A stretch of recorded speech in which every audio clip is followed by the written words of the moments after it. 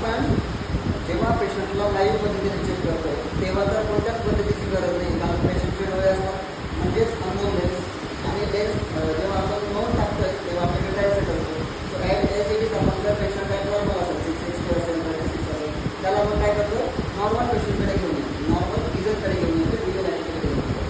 पण आता आपल्याकडे लाईव्ह पेशंट नाही, तर लॅबमध्ये प्रॅक्टिस करताना आपण काय करणार, एक डोळा जो आहे आपण कोणताही अपलोड करून टाकायचा पूर्णपणे, समजा आपण राईट आहे अपलोड करून टाकायचं, बरोबर. अपलोड म्हणजे पूर्णपणे बंद झाला त्याने आपण बघू शकत नाही, आणि कोणताही एक नंबर घ्यायचा. फार पहिल्यांदा 6च्या पुढे जाऊ नका, कारण फार जास्त ब्लर होतं तर मग हेडॅक होण्याची शक्यता असू शकते. तर तुम्ही प्रॅक्टिकल करता तर काय करायचं, हा नंबर पाठीमागच्या सेगमेंटमध्ये टाकून द्यायचा. आता हा सेगमेंट तुम्हाला माहिती नाही की काय, पेशंटला समजची लाईन माणसा लावायची. समजा जर तो 36 पर्यंत मारत असेल किंवा 24 पर्यंत मारत असेल तर त्या आता आपल्याला काय करायचं,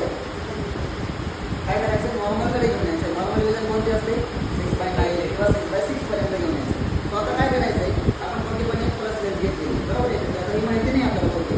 आता आपल्याला काय करायचं आहे की यांना चांगली नजर दाखवायची. आता तुम्हाला सगळं ब्लर दिसतंय, बरोबर. आता जेव्हा मी न्यूट्रलायझेशन करतो ना लेन्सचं, एक लेन्स घेऊन दुसऱ्या लेन्स होतं सेम त्या पद्धतीने आता पण आपल्याला न्यूट्रलायझेशन करायचं, पण हे लाईव्ह आहे. आता पेशंट सब्जेक्टली आपल्याला काहीतरी सांगणार आहे की मला हे दिसतं, मला ते दिसतं, या पद्धतीने. आता जी लेन्स आहे याच्यामध्ये जेवढं